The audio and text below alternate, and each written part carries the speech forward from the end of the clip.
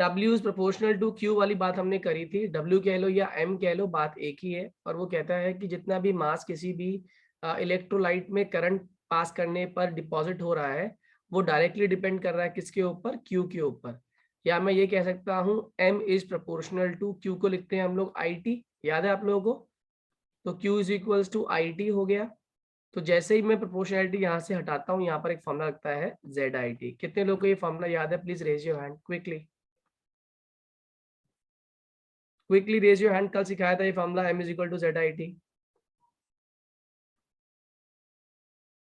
Good good, still many hands are not up. Kunal समझ नहीं आया था बच्चे? सर आ गया था, हैंड रेज करना होता बच्चे। कर रखे। अच्छा, M इक्वल टू ZIT है, जहाँ पे Z क्या होता है? Electrochemical equivalent. क्या होता है Z?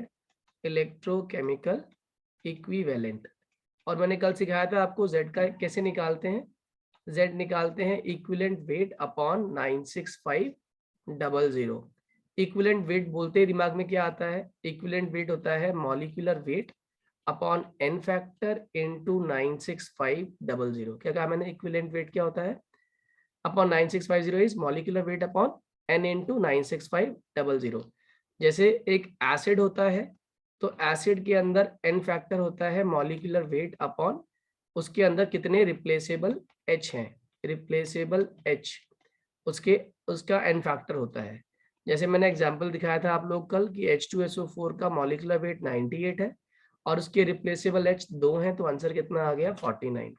ऐसे ही जब बेस की बात करते हैं तो आंसर आता है molecular weight upon replaceable OH minus. क्या बोला?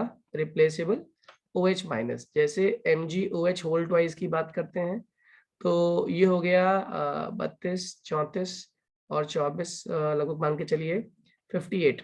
तो 58 अपॉन कितना हो गया हमारा? 2, क्योंकि दो रिप्लेसेबल इसमें OH है। तो ये कितना हो जाएगा इसका? मैग्नीशियम हाइड्रोक्साइड का मॉलिक्यूलर इक्विवेलेंट वेट कितना आ गया? 29। Am I clear to all? जल्दी बोलो। Yes sir. ठीक है। और Yes, कोई रिडॉक्स अगर दी हुई है आपको, तो रिडॉक्स में हम क्या चेक करते हैं? रिडॉक्स में चेंज इन ऑक्सीडेशन स्टेट जो होता है वो आपका एन फैक्टर होता है। जैसे इस क्वेश्चन में देखें तो Cr2O7 2 माइनस है, तो पहले आप क्या कर लोगे? इसके एटम्स को बैलेंस कर लोगे। तो ये कितना हो गया? 2Cr3 positive. जैसे ये 2Cr3 पॉजिटिव हुआ, अब इसके आगे का काम आसान हो गया। कैसे? अब आप इसमें ऑक्सीडेशन स्टेट निकाल लो, इसकी ऑक्सीडेशन स्टेट निकाल लो। हाँ वेरी गुड, Cr की 6 आई है। कैसे निकाला आपने? 2x plus 7 into -2 is equals to -2। तो x की वैल्यू आ गई आपकी 12/2, दैट इज इक्वल टू +6। तो Cr कितना शो कर रहा है? +6। और वो एक Cr शो कर रहा है। ऐसे कितने Cr हैं? 2। तो 2 इंटू +6, और यहाँ पे कितने हैं? 2 इंटू +3। तो यहाँ पर 12 है, यहाँ पर 6 है। तो कितना डिफरेंस आ रहा है? 6 का डिफरेंस आ रहा है। तो इस रिएक्शन का n फैक्टर कितना हो गया? 6। हाँ या ना? Is it clear to all? Please raise your hand. n factor समझ आ गया सही बच्चों को? जल्दी से हैंड रेज करिए। सर एक बार बता दीजिए। फिर से रिपीट करता हूँ, इसमें कुछ भी नहीं है। मैंने दोनों तरफ ऑक्सीडेशन स्टेट निकाला, क्लास 11th में सीखा था आपने। मैंने Cr को x मान लिया, तो it would be 2x plus 7 into -2 equal to कितना हो जाएगा? -2। इसे किसने काउंटर बैलेंस? यहाँ पे हमने x की वैल्यू निकाल ली। x कितना आ गया? +6। +6 एक Cr का है। ऐसे कितने Cr हैं? 2 Cr हैं। तो मैंने क्या कर दिया? 2 into +6 that is equal to +12 आ गया हमारा लेफ्ट हैंड साइड पे। अब रिएक्टेंट साइड में कितना चार्ज है? 2 into +3 that is equal to +6। ये 2 Cr एटम का है और ये 2 Cr एटम का है, +12 +6। तो अब बताओ कितना डिफरेंस आ रहा है? 6 का डिफरेंस आ रहा है। हाँ या ना? जल्दी बोलिए। Yes sir. तो एन फैक्टर किसी भी रिडॉक्स रिएक्शन में कितना चेंज इन ऑक्सीडेशन स्टेट आता है उसे बोलते हैं एन फैक्टर। और अगर कोई आयन दिया हो, जैसे मान लीजिए Cl माइनस है, तो Cl माइनस, हाँ बोलिए। राइट हैंड साइड में 2 कहाँ से आया? राइट हैंड साइड में 2 आया है बैलेंस करने के लिए। यहाँ पे 2 Cr एटम थे, यहाँ पर 1 Cr था। तो पहले एटम बैलेंस करते हैं, सबसे पहला काम। हाँ जी, अगला क्वेश्चन क्या था? पूछिए जल्दी से। कोई क्वेश्चन नहीं है, चलो। Cl माइनस, जैसे यहाँ पे एक आपको आयन दिया हुआ है, तो किसी भी आयन में उसका एटॉमिक मास अपॉन उस पर कितना चार्ज है। जैसे यहाँ पे चार्ज कितना दिखाई दिया -1, तो it would B 17 upon 1, answer कितना आ जाएगा 17। मान लो O2 माइनस होता तो it would be 16 upon 2 that is equal to 8। क्या मेरी बात समझ आ गई सभी को? Yes sir. Z निकालना सीख सर लिया? एक चीज पूछनी थी हाँ बोलिए बोलिए बोलिए। सर, ये वाला जो इम्पैक्ट निकालने का तरीका है, ये सिर्फ रिडॉक्स रिएक्शन के लिए यूज हाँ जी होएगा? हाँ जी हाँ जी, ये सिर्फ रिडॉक्स रिएक्शन के लिए होता है, नहीं एसिड्स के लिए भी होता है ना। एसिड में कितने रिप्लेसेबल H प्लस है, बेस में कितने OH माइनस है। किसी रिडॉक्स में ऑक्सीडेशन स्टेट निकालनी पड़ती है, वो मैंने दिखाया आपको, ठीक है। अब ऐसा मैंने क्यों किया है, इसके पीछे रीजन सर क्या है? तो हाँ बोलो ये बोलो। वाला, तो सर H2O में सर 2 तो ये होगा। हाँ H2O में 2 कहाँ से आ गया? पहले H2O तो मॉलिक्यूल है, उसको पहले निकालेंगे पूरा, उसका तोड़ना पड़ेगा उसको। पहले उससे पहले कोई कुछ पूछ रहा था, बताइए। सर तो जैसे हमने हाँ केमिकल इक्वेशन बनाते थे, हाँ, तो उसमें तो ये वाला प्रोसीजर यूज नहीं होगा ना, उसमें तो ना ना ना ना नॉर्मली ना, आपको डिफरेंस। ऐसे वाले क्वेश्चंस आएंगे जैसे मैंने दिया। आपसे कहा कि मान लो CrO3 माइनस से Cr3 प्लस बन गया। आपसे पूछा बताओ कितना है इसके अंदर, कितना चार्ज प्रोड्यूस होगा। देखो चार्ज क्या होता है, चार्ज होता है नंबर ऑफ मोल्स, यानी कि बेसिकली n फैक्टर इनटू 96500। ठीक है, किसी भी एक रिडॉक्स रिएक्शन में कितना एक्सचेंज ऑफ इलेक्ट्रॉन्स हो रहा है, मोल ऑफ इलेक्ट्रॉन्स एक्सचेंज हो रहे हैं इनटू 96500। अब यहाँ पे देखे तो एक Cr है, यहाँ पर भी एक Cr है, एटम तो बैलेंस है। अब मैं इसका ऑक्सीडेशन स्टेट निकालने वाला हूँ, x plus 3 into -2 equals to -1। ये कितना आ गया +5, और यहाँ कितना है +3। आंसर कितना हो गया 2, तो आंसर आ गया 2 इंटू 96500 कूलम। क्या मेरी बात समझ आ गई बेटे?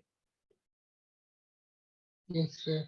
ठीक है, वेरी गुड, समझ आ गया। तो जैसे मान लीजिए एक और निकालता हूँ, Mn2O7 है और यहाँ बन रहा है Mn2+। तो सबसे पहले तो ये 2 Mn है, ये 1 Mn है, तो यहाँ मैंने क्या किया 2 से मल्टीप्लाई कर दिया। तो अब ये Mn एटम की टर्म में बैलेंस हो गया। इसको मैंने लिख दिया 2x, इसको लिख दिया 7 इंटू -2, और अब इसको भूल जाओ, इक्वल टू 0, क्योंकि कोई भी चार्ज नहीं है। 4 तो हाँ बिल्कुल सही है, sir 4 2x minus 14 equal to 0। x की वैल्यू आ गई 14/2 दैट इज इक्वल टू +7, यानी कि एक Mn कितना शो कर रहा है +7, तो 2 कितना शो कर रहे होंगे 2 into +7 that is equal to +14। क्या मेरी बात समझ आ रही है? और ये कितना शो कर रहा है 2 इंटू 2 दैट इज +4। तो +14 से +4 में कितना डिफरेंस है? 10। बस n फैक्टर 10 आ गया। क्या मेरी बात समझ आ रही है? Yes sir. Very good. अब चलिए आगे की बात करते हैं। अब जो हम पीछे क्वेश्चन कर रहे थे n फैक्टर वाला, अब क्वेश्चन कैसा आता है, जैसे मान लो उसने कहा आपके पास मान लो ALE है, एल्यूमिनियम के अंदर एल्यूमिनियम सल्फेट नाम की सॉल्यूशन थी जिसमें एल्यूमिनियम आपका कलेक्ट हो रहा है। तो उसने कहा एल्यूमिनियम सॉल्यूशन में आपने करंट पास किया of 10 ampere for 20 minutes. Find the mass of Al deposited. कितना Al इकट्ठा होगा ये आपको निकालना है। बहुत आसान ट्रिक सिखा रहा हूँ, पहले वो याद कर लो जो आपने अभी सीखी थी। M is equal to ZIT, formula याद है सभी को? Yes sir. M मुझे निकालना है, Z क्या है इलेक्ट्रोकेमिकल इक्विवेलेंट, वो कैसे निकालते हैं, molecular weight upon n factor into 96500 into I into T। अब आपको पता है सारी चीजें गिवन है। I कितना दिया हुआ है 10 एम्पियर, आपने 10 लिख दिया। टाइम कितना दिया हुआ है 20 मिनट, इसे सेकंड्स में कन्वर्ट करना मत भूलना। इक्वल्स टू मॉलिक्यूलर वेट में एल्यूमिनियम का वेट कितना ले लिया हम लोगों ने 27। आप मुझे बताओ एल्यूमिनियम का n फैक्टर कितना होता है, जितने वो इलेक्ट्रॉन लूज करता है। कितने लूज करता है एल्यूमिनियम? 3। 3 तो इसका n फैक्टर कितना हो गया 3 इंटू कितना हो गया 96500। क्या इतना हम सॉल्व कर पाएंगे? Yes sir. आंसर आ गया आपका। मास हमारा किस में आ गया, ग्राम में आ गया। एक क्वेश्चन करके दिखाइए सभी लोग फटाफट, 1 मिनट के लिए क्वेश्चन दूंगा, मुझे खाली वैल्यू बताइएगा कैसे कैसे करने वाले हो आप लोग। ओके बोलो। Yes sir. Yes sir. Yes sir. चलिए लिखिए, मैं इसकी वैल्यू देख दूं आपको अच्छे से, फिर करके दिखाऊं मुझे। हाँ ये करो, आपके पास कॉपर सल्फेट है CuSO4, इसमें SO4 का कोई रोल नहीं है, खाली चार्ज देने का है, ठीक है। कॉपर सल्फेट है, करंट कितना दे दिया, पास किया आपने 0.128 एम्पियर, और टाइम आपने दिया 50 मिनट। ठीक है, कॉपर का एटॉमिक मास 63.5 होता है। जरा निकालिए मास कितना होगा क्विकली, 1 मिनट दिया करने के लिए।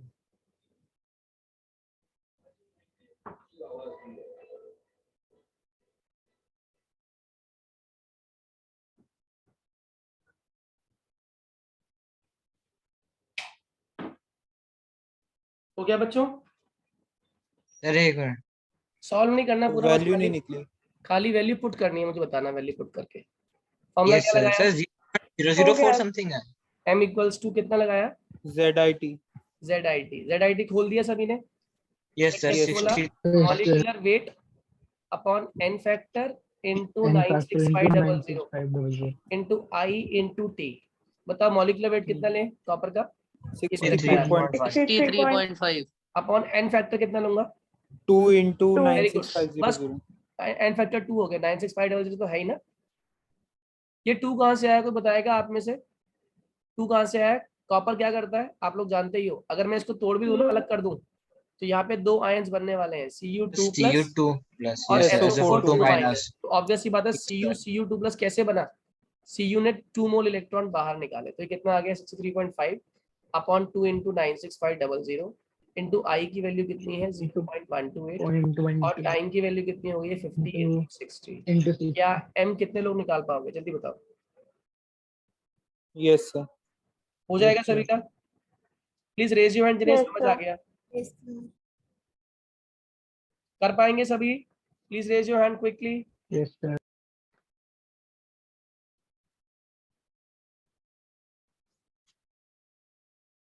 अभी भी कुछ हाथ नहीं खड़े हुए हैं। तो ऐसा बच्चे जैसे नहीं समझ आया पूछे मुझसे पहले एक बार। चलो एक का आंसर सभी लोग निकाल के दिखाइए मुझे एग्जैक्टली। कह रहा है आपके पास HgNO3 होल ट्वाइस है, कोई बात नहीं, इसका दिया हुआ है 1 मोल, ओके, और इसमें करंट दिया आपको, आई दे दिया 2 एम्पियर और टाइम दे दिया 3 घंटे। उसने कहा कितना इसमें मास, पहले सर मास निकालो। 50 मल्टीप्लाई करेंगे 50/60। 50 इंटू 60 क्या? सर अगर 50 मिनट्स होगा तो हम टाइम क्या लेंगे 50/60। 50 इंटू 60 बेटा, आर में कन्वर्ट नहीं करते, सेकेंड्स में करते हैं। अच्छा ठीक है सर। और जो HgNO3 होल ट्वाइस का मास है वो है 200.6। ठीक है, तो अब आपको निकालना है कितना मास इकट्ठा होगा, जल्दी से निकालिए।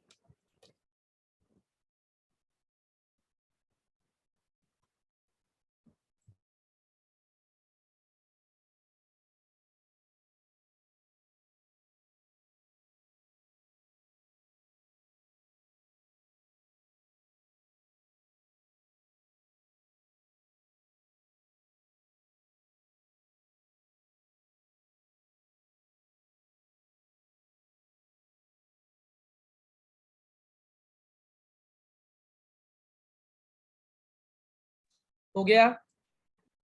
सर एक मिनट, वैल्यू बोलते जाइए एक बार, आप मत बोलना, आप मत बोलना। एक सेकेंड, माही आप ट्राई करोगे?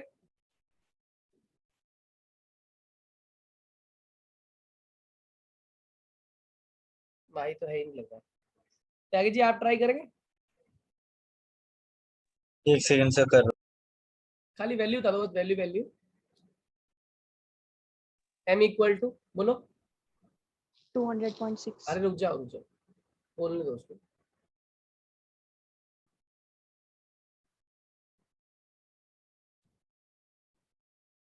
आदित्य आप बोलोगे?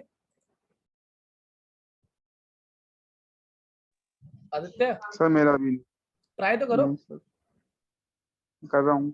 m का फॉर्मूला क्या होता है? m इज इक्वल्स टू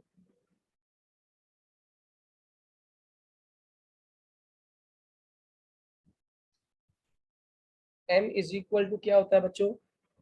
अभी सिखाया था। ZIT. ZIT. तो इतनी देर क्यों लगाते हो आप लोग? Molecular weight upon n factor into 96500 into I into T। IT। इससे आसान तो कोई क्वेश्चन ही नहीं है। आपको मास दे रखा है 200.6, जो अगर 9th क्लास भी पास होगा बच्चा वो बता देगा कि जब ये टूटेगा मॉलिक्यूल तो बनेगा 2Hg2+ और साथ में बनेगा 2NO3-, यानी कि n फैक्टर कितना है 2 इंटू 96500। आई की वैल्यू कितनी दी हुई थी आपको, करंट कितना दिया 2 एम्पियर, टाइम कितना दे दिया 3 घंटे, यानी कि 3 × 60 × 60 एम की वैल्यू आ गई। आई बिलीव ये तो ऐसे क्वेश्चन तो हो जाने चाहिए, आप लोग इसमें भी टाइम लगाते हो। 22.4। हो Yes, जाएगा sir, ये? यही आ, कितने लोग कर पाते हैं क्वेश्चन? ठीक है, अगर ये समझ आ गया तो आपको लगभग फैराडे के लॉ के न्यूमेरिकल्स भी आ गए। सेकंड लॉ पर बेस्ड कोई खास न्यूमेरिकल हमारे में है ही नहीं। ठीक है, तो आप लोग इतना तैयार कर लेना अच्छे से सभी लोग। हम शुरू करते हैं अपना आज का नया टॉपिक, जिसको मैंने कहा था आप लोगों को अमाइन शुरू करूंगा मैं आज। ठीक है, थोड़ा कुछ पढ़ा हुआ आप लोगों ने अमाइंस के बारे में या नहीं पढ़ा हुआ? बेसिक आइडिया है? बेसिक आइडिया में तो पहले वही चीज आती है, इसमें हम मेजर चीजें पढ़ेंगे। पहले अमाइंस में पहले IUPAC नेमिंग की बात कर लेता हूँ, फटाफट समझ लो, क्योंकि इसकी IUPAC नेमिंग बाकियों से डिफरेंट होती है। इसमें IUPAC नेमिंग में चेन लेंथ काउंट नहीं होती है, इसमें डिसाइडिंग फैक्टर आपका n होता है। n क्या होता है हमारा यहाँ पर? n यहाँ पे नाइट्रोजन है जो रिप्रेजेंट करता है अलग अलग नेम्स को। जैसे ये एक क्वेश्चन है C2H5NH2, तो ये देखा है तो ये इथाइल है, लेकिन जुड़ा किससे है? ये अमाइन से, तो इसका नाम क्या हो जाएगा? Ethyl amine. क्या नाम हो गया इसका? इथाइल अमाइन, या फिर इथेनामाइन, या इसे हम क्या बोलेंगे? इथेनामाइन या फिर इथाइल अमाइन। दूसरा देखो, अगर मान लो मेरे पास होता C2H5 होल थ्राइस N, तो उस केस में क्या होता? उस केस में होता कि जो तीनों C2H5 है वो कंबाइन किससे करते? N से। N, ये कुछ ऐसा बनता डायग्राम आपका C2H5 तो N, N N, diethyl ethanamine. नहीं, अब इस Yes, sir. केस में आप किसी भी इथाइल को छोड़ोगे नहीं, उसे अलग अलग कंसीडर करोगे, बेस्ट तरीका। तो it would B N, try ethyl, और खाली चेन को क्या बोलते हैं? अमाइन, क्योंकि ये अमाइन ग्रुप है, अमोनिया से आया हुआ है, अमाइन है क्योंकि N के सारे बॉन्ड पूरे हो रहे हैं। किससे पूरे हो रहे हैं सर, उससे यही कोई तो कहा था मतलब नहीं है। हाँ, N, ट्राई इथाइल, साथ में क्या आ जाएगा? Amine. Am I clear to all? Yes, sir.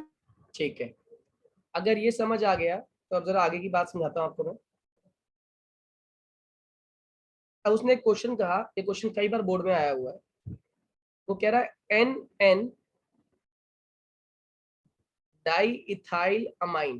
पहले ड्रॉ करो इसको जरा फटाफट।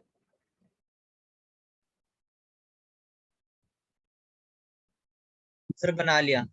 बना लिया। और एक है कंपाउंड आपका प्रोपेनामाइन। कौन सा कंपाउंड? प्रोपेनामाइन। वो ड्रॉ करो।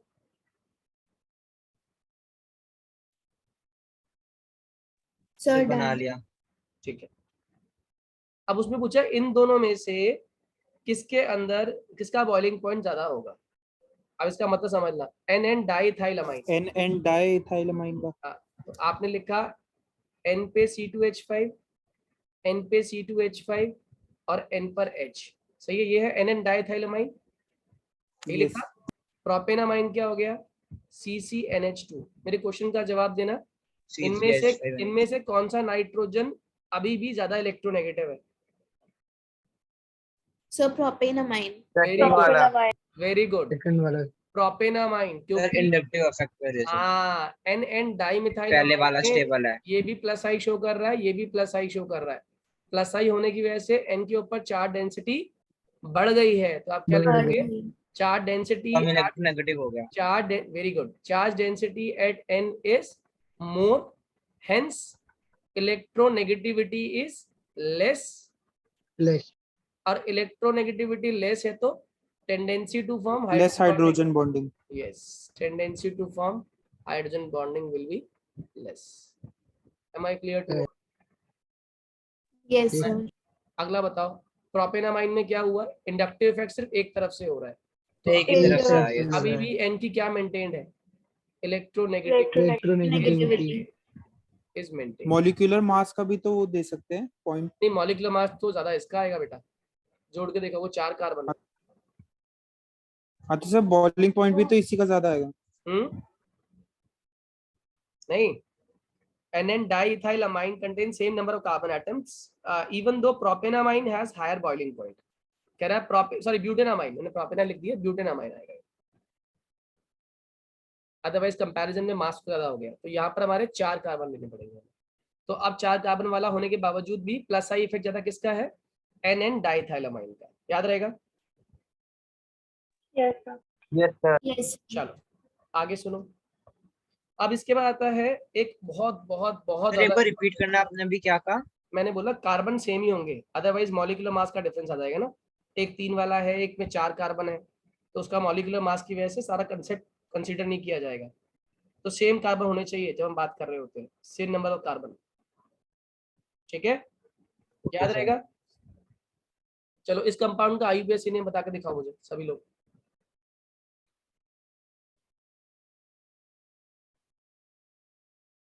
फटाफट हैंड रेस करना, बोले कोई नहीं, जस्ट हैंड रेस करो जिनका हो गया है। जिनका हो जाए हैंड रेस कर देना। सर हो गया। मैंने बोला हैंड रेस कर दो बस। नव्या हुआ नहीं है? युक्ति? नहीं सर, अभी कर रही हूँ। श्रद्धा? सक्षम? माही? लव? आशु? हुआ नहीं है? देखो इसका इसका पहले नेम कंसेप्ट बताना है सीख लो। ना। कंसेप्ट सीख लो। हो गया सर। जो छोटे वाले ग्रुप है ना उन्हें तो consider sir NN dimethyl propanamine. Very good, बिल्कुल सही है। इसका नाम है N, डाइमिथाइल। सबने लिख दिया ये N, डाइमिथाइल। Yes, sir. और साथ में क्या लिख दिया? प्रोपेनामाइन या 1 प्रोपेनामाइन, दोनों ही ठीक है। NN डाइमिथाइल प्रोपेनामाइन या NN dimethyl 1 propanamine, both are correct. Am I clear to all? Yes, sir. Yes, sir. ठीक है। अभी लेटेस्ट जो मैंने अभी कंपार्टमेंट का पेपर चेक किया तो उसमें क्वेश्चन आया हुआ था, Gabriel phthalimide synthesis is not preferred. Gabriel phthalimide is not preferred for preparing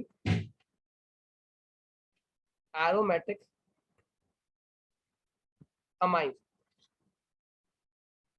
ठीक है, तो इसका आंसर याद कर लो, टिप्स पे रखो इसके आंसर को, क्योंकि जितने भी आपके एराइल अमाइंस होते हैं, एराइल हैलाइड्स होते हैं, तो वो न्यूक्लियोफिलिक सब्स्टिट्यूशन रिएक्शन शो नहीं करते। लिख लो इसका answer, as aryl halides do not undergo nucleophilic substitution, addition नहीं, substitution reaction easily, आसानी से ये शो नहीं करते एराइल हैलाइड्स। सर तो ये गैब्रियल थैलामाइड थैलाइल अमाइन का प्राइमरी मतलब अमाइंस क्या के लिए इस्तेमाल होता है ना, प्राइमरी अमाइंस की प्रिपरेशन के लिए। प्राइमरी अमाइंस वो भी एलिफैटिक के लिए। ठीक है, एरोमेटिक अमाइंस नहीं बन पाते। कारण क्या है? क्योंकि जो एराइल हैलाइड्स होते हैं वो न्यूक्लियोफिलिक सब्स्टिट्यूशन नहीं शो करते। इसमें एराइल हैलाइड बन जाएगा बेटा, ठीक है, और एराइल हैलाइड जो बनेगा वो न्यूक्लियोफिलिक सब्स्टिट्यूशन शो नहीं करेगा, इसीलिए गैब्रियल थैलामाइड इस्तेमाल नहीं की जाती एरोमेटिक अमाइंस के अंदर। ओके, जल्दी बोलिए हाँ या ना। Yes, sir. ठीक है, यस सर। अगर ये समझ आ गया तो जरा आगे देखिए।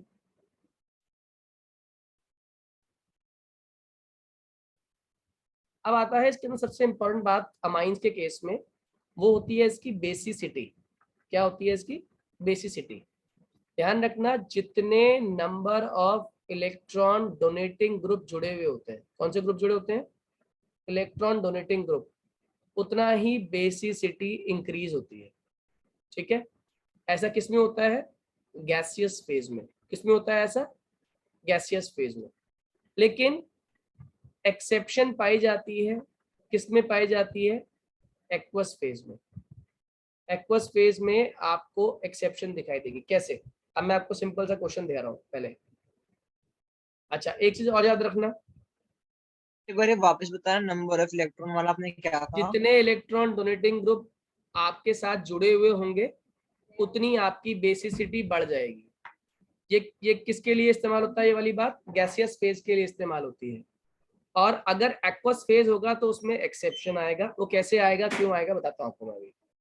जैसे एग्जांपल के तौर पे, अच्छा एक चीज और समझा दूं पहले साथ साथ, जो बेस होता है ना, बेस, अच्छा बेस, उसकी केबी वैल्यू हमेशा हाई होती है। बेस की केबी वैल्यू क्या होती है? हाई। और अगर पीकेबी लिखा हुआ है तो पीकेबी वैल्यू क्या होनी चाहिए? लो। ये किस बेस Low. की बात कर रहे हैं हम? अच्छे बेस की बात कर रहे हैं, स्ट्रॉन्ग बेस की। एक स्ट्रॉन्ग बेस की केबी वैल्यू क्या होती है? हाई। और पीकेबी वैल्यू क्या होती है? लो। Am I clear to all? ये पॉइंट याद रखना एग्जाम पॉइंट ऑफ व्यू के लिए। Yes. क्या कहा मैंने?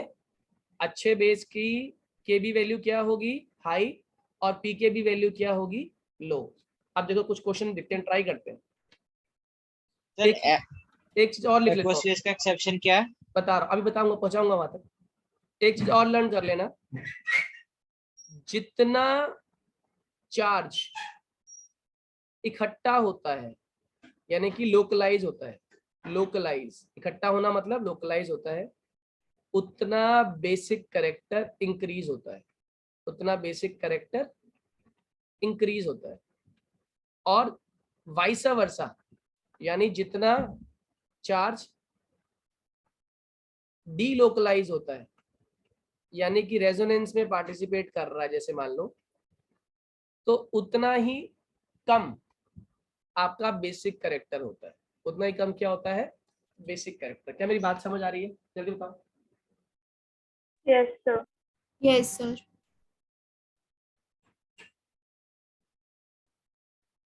ये क्लियर है सभी को? Yes, sir.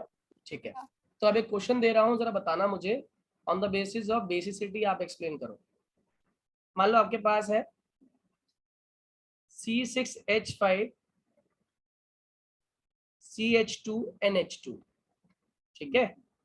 एक है C6H5 NHCH3 और एक है C6H5 NH2। पहली बात तो what is C6H5? It is benzene. Aniline. Benzene, पहले बेंजीन, एनिलीन नहीं कहते इसको, ये बेंजीन है। और पहले वाला डायग्राम कौन सा है? इसमें क्या बना आपने? CH2 और यहाँ लगा हुआ है NH2, ये फर्स्ट का डायग्राम है। दूसरा क्या है? C6H5, यहाँ आपने N लगाया, यहाँ आपने क्या लगा दिया? CH3, ठीक है। तीसरा डायग्राम, ये C6H5 है और ये क्या हो गया? NH2, आया ना? अब मेरे क्वेश्चन का जवाब दो, सबसे ज्यादा बेसिक इनमें कौन और क्यों? सबसे ज्यादा बेसिक कौन है? सर देखो, इस बेंजीन का जो लोन पेयर है, ये एनिलीन का लोन पेयर, ये कहाँ पे इस्तेमाल होने वाला है? ये कहाँ पे इस्तेमाल होगा? ये रेजोनेंस में इस्तेमाल होने वाला है, हाँ या ना? Yes, sir. अगर ये रेजोनेंस में इस्तेमाल होगा तो मेरे क्वेश्चन का जवाब दीजिए। एक second, just a minute, Mrityunjay अपना माइक बंद कर लो बेटा। तो एनिलीन का जो लोन पेयर है वो कहाँ इस्तेमाल हो गया आपका? बेंजीन के रेजोनेंस में, यानी कि चार्ज की क्या हो रही है? डीलोकलाइजेशन। डीलोकलाइजेशन। जरा देखिए, अब इस केस में CH3 चार्ज दे रहा है? दे रहा है जी, बिल्कुल दे रहा है। N पर चार्ज इकट्ठा हो रहा है? हो रहा है, लेकिन वो कहीं ना कहीं कहाँ जा रहा है? डीलोकलाइजेशन में। तो सर डीलोकलाइजेशन हो रही है, बेंजाइलामाइन। आया ना? इसमें डीलोकलाइजेशन हो रही है। अब बताओ इस केस में क्या हो रहा है? इसका जो सर प्लस आई सिर्फ एन इफेक्ट पे है, इकट्ठा हो रहा है। इसका जो प्लस आई इफेक्ट है वो इस N के ऊपर चार्ज पहले से ही है, ऊपर से प्लस आई इफेक्ट आकर और इकट्ठा हो गया और ये चार्ज कहीं घूम नहीं पा रहा। तो बताओ क्या ये सबसे ज्यादा बेसिक है? Yes sir. तो हम कह सकते हैं ये मोस्ट बेसिक है। अगर ये मोस्ट Yes, sir. बेसिक है तो इसकी केबी वैल्यू सबसे हाईएस्ट हो गई। Yes sir. अगर इसकी केबी हाईएस्ट हो गई तो इसकी पीकेबी क्या हो गई? PKb lowest. Lowest. कितने लोगों को ये बात समझ आ गई? Yes, sir. नंबर वन अगर हम बात करें केबी की टर्म्स में तो नंबर 1 ये है, और पीकेबी की टर्म में बात करें तो ये नंबर 3 हो गया ऑटोमेटिकली। बताओ नंबर 2 पे कौन है? ये नंबर 2 पे और ये किस पे हो जाएगा? Sir N methyl benzenamine. कितने लोगों को ये क्वेश्चन समझ आ गया? Yes sir. Please raise your hand जिन्हें समझ आ गया क्वेश्चन क्विकली।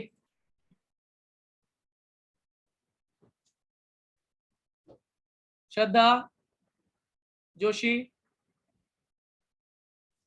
त्यागी जी, कुणाल, खुशी, समझ आ गया? चलो एक क्वेश्चन और आपको दिया इस बार मैंने C6H5NH2 पहला, फिर दे दिया CH3 होल थ्राइस N, और फिर दे दिया C2H5NH2।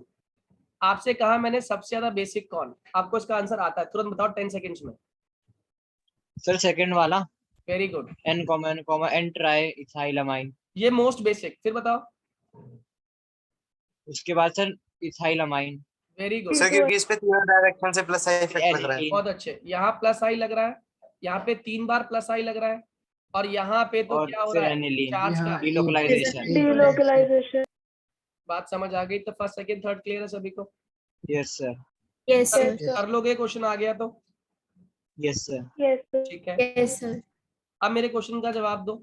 अब ये रीजनिंग क्वेश्चन पूछ लिया उसने कहा आपको इथाइल अमाइन दिया, this is ethyl and this is amine. उसने कहा ये स्ट्रॉन्गर बेस है अमोनिया से। आंसर क्या लिख कर आओगे? सर प्लस आई लगेगा उसमें तो और ज्यादा क्या चार्ज लगेगा, और इसमें सर जो चार्ज लोड ऑलरेडी है और चार्ज डेंसिटी हो जाएगी इस पे इकट्ठी। बिल्कुल प्लस सही है। तो हम लिख सकते हैं कि इथाइल ग्रुप कैसा ग्रुप है यहाँ पे? इलेक्ट्रॉन डोनेटिंग, हाँ या ना? Yes, sir. Yes sir. Electron releasing group है, और इलेक्ट्रॉन डेंसिटी क्या कर रहा है? इलेक्ट्रॉन डेंसिटी नाइट्रोजन पे क्या हो रही है? इंक्रीजेस, हाँ या ना? Yes sir. प्लस ऐसे दिखा भी देना एरो बना के।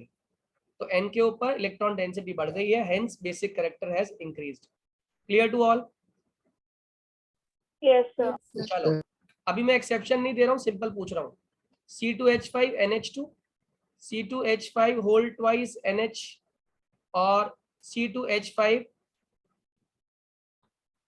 Whole thrice N gaseous state में है, यानी कि एक्सेप्शन नहीं है। ओके, तो आप मुझे बताइए इसकी बेसिसिटी का ऑर्डर क्या है? सर सबसे पहले तो N ट्राई इथाइल, Ethyl. उसके बाद सेकंड वाला ये वाला फर्स्ट हो गया हाईएस्ट, फिर कौन हो गया? Yes sir. Yes, number Yes, of sir. Electron donating group ज्यादा है। फिर ये सेकंड हो गया, और ये Second क्या हो वाला, गया? हाँ। थर्ड। कितने लोगों को बात समझ आ गई? Yes sir. yes, sir. ये किस टर्म में है? ये ट्रेंड बेसिसिटी की टर्म में ये ट्रेंड है, Basis. ये केबी की टर्म में ये ट्रेंड है। अगर यही टर्म पीकेबी में पूछता, पीकेबी में, तो क्या करते? तो sir Sir, 3 three to to 1। one. उल्टा हो इसे जाता। इसे उल्टा कर देता, हाँ या ना? Yes sir. Yes, sir. Yes, sir. ठीक है, क्लियर है सभी को? Yes, sir. Yes, sir. अब आगे सुनिए जरा। अब आपको दे दिया मैंने aniline. What is the formula of aniline?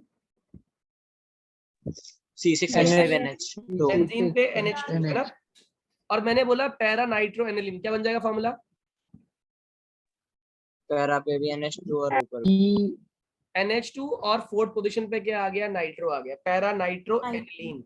ठीक है, अब उसने क्या दिया? Para toluidine. What is टोलुइडाइन?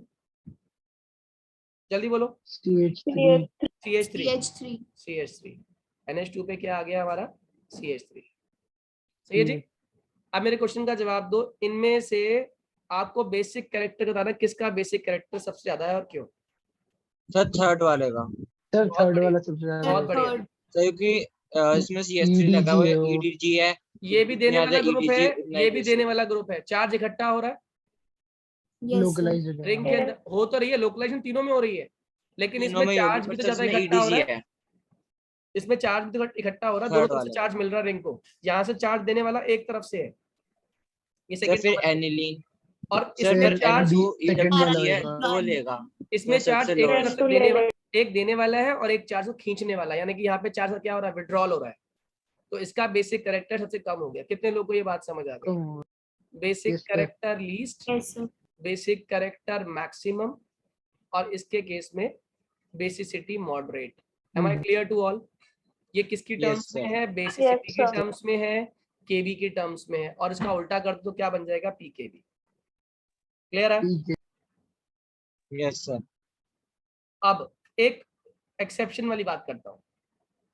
उसने कहा CH3 होल ट्वाइस NH यानी 2 डिग्री, और CH3 होल थ्राइस N।